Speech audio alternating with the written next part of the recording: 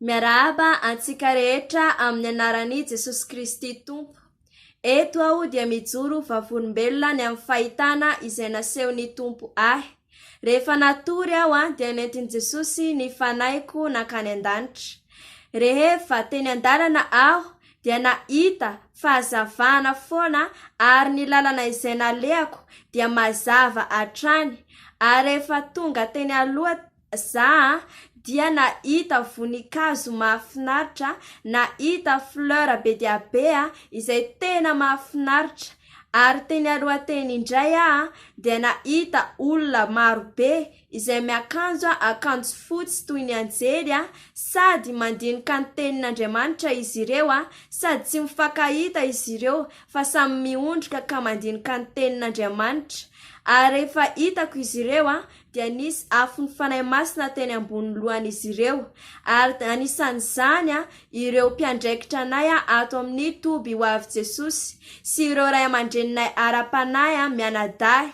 Rehefa hitako izany dia nasehon'ny Tompo ahy fa ireo olona ireo dia araka ny asany ety ambonin'ny tany no andehanany fanahiny koa any an-danitra. Ka voninahitra ho an'i Jesosy irery ihany no nahafahako nijoro vavolombelona teto.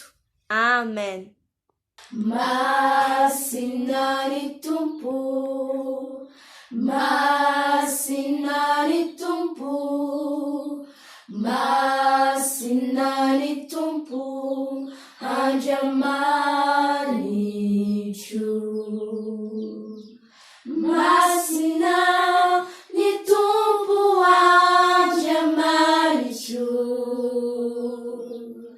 Masina, haleluya,